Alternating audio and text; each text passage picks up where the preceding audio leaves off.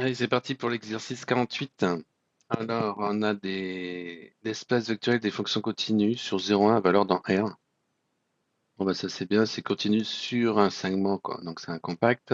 Donc du coup, ça va être borné. Donc du coup, on peut faire la norme infinie. Ça peut peut-être servir, on va voir. Ok, alors, énoncer le théorème de Weierstrass, d'approximation par des fonctions polynomiales. Alors, le théorème, il dit quoi? Il dit que toute fonction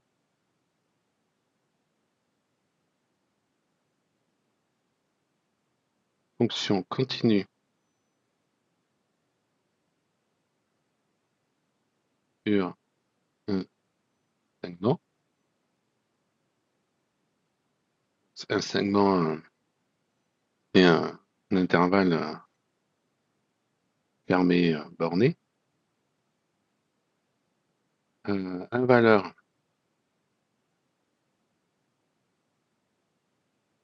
C ou R, et R étant inclus dans C, on ne change pas la généralité, et limite uniforme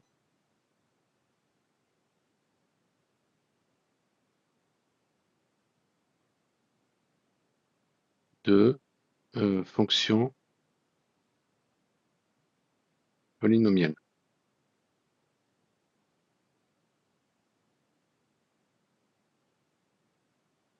pour ce segment. Donc ça veut dire qu'il existe une suite Pn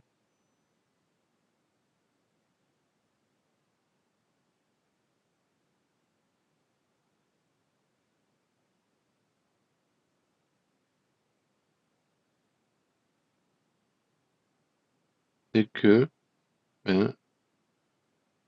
Pn-F,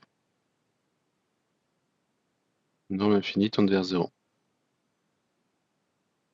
Fonctions polynomiales, elles sont continues, hein, donc la norme infinie, elle existe. Voilà. Ça c'est l'énoncé du théorème. Alors maintenant, deuxièmement, Pn est une suite de fonctions polynomiales convergeant uniformément sur le segment 0,1 vers f. Alors, Pn, c'est une suite, c'est-à-dire que pour chaque... Ok, pour chaque... Je vais écrire un peu mieux.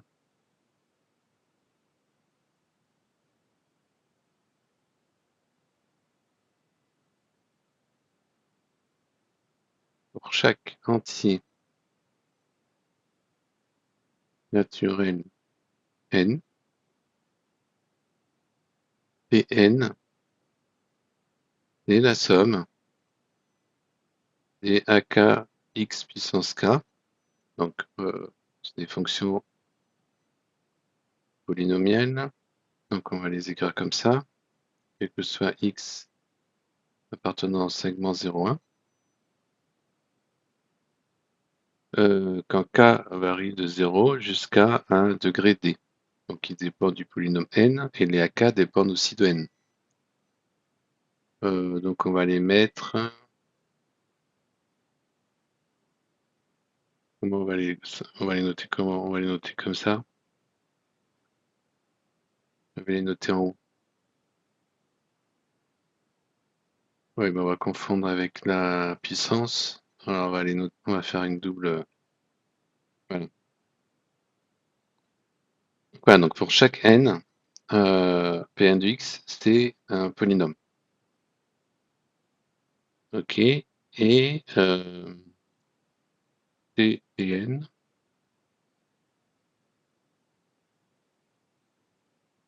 converge vers f uniformément.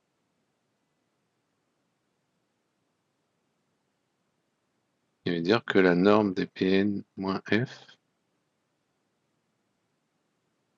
est égale au sup x appartient à 0,1 de la valeur absolue des Pn de x moins f de x. Ça tend vers 0 quand même tend à 1 plus infini. Ok, on va montrer que la suite PNF convergent uniformément. Bon, ben ça, on va avoir quoi? Donc, les Pn c'est fonction continue, Pnf c'est continu, f c'est continu, f2 c'est continu, tout ça c'est continu, tout ça c'est intégrable, on va pouvoir manipuler des objets qui existent. Et alors, convergence uniforme, ben, on va regarder quel que soit x appartenant à 0, 1, et ben qu'est-ce que ça donne d'avoir Pnf, donc Pn de x, f de x, moins f carré de x. Bon ben ça, on peut mettre valeur absolue de f de x en facteur de Pn de x moins f de x. Comme f est continu, la norme infinie existe, hein, on l'a déjà.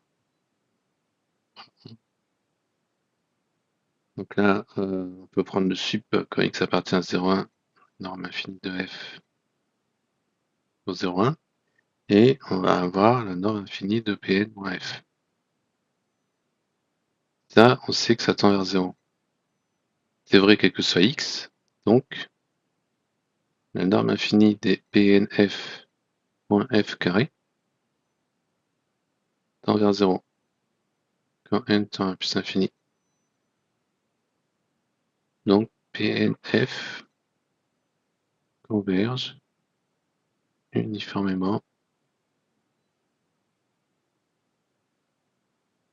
vers f carré sur 0,1.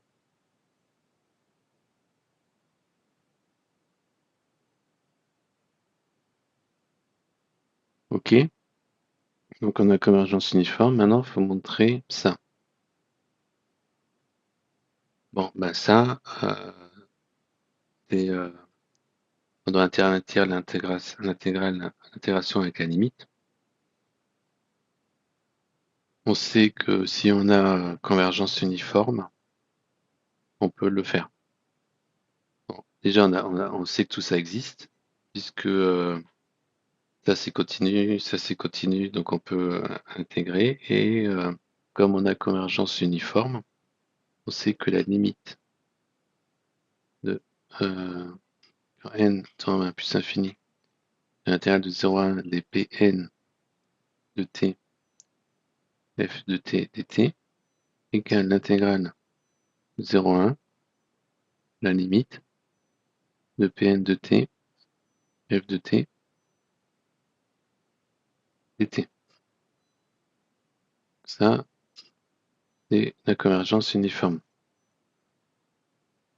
D'accord? Mais ça, on l'a vu à la question précédente, que cette limite, c'est f carré de t dt.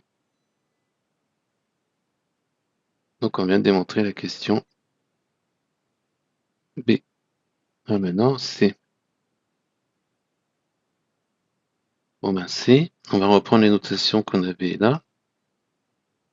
Quand je veux n antinaturel,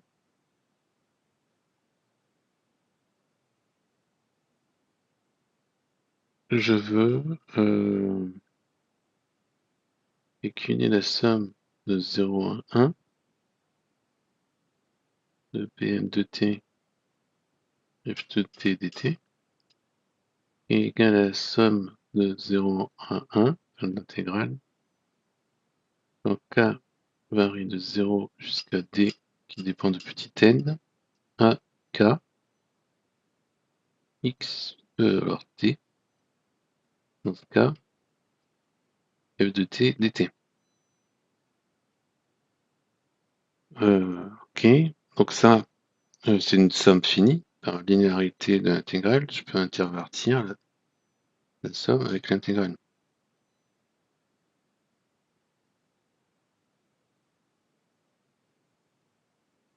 Les 1 et k vont être là, et là j'ai t puissance k f de t dt.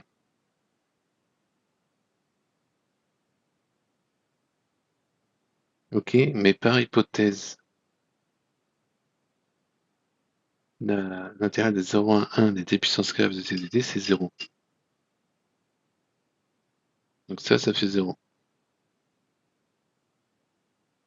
Maintenant, on n'a plus qu'à conclure. Hein. Conclusion. On sait que la limite de ça,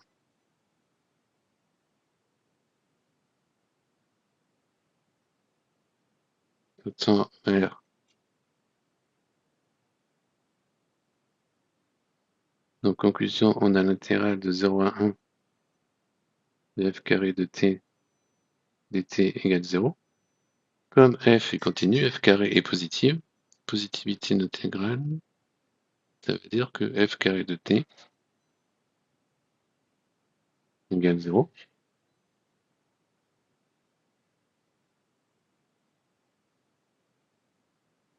Et que soit t appartenant à 0,1. Et donc, f de t égale 0, quel que soit t appartenant à 0,1. Donc, f est la fonction nulle sur le segment 0,1.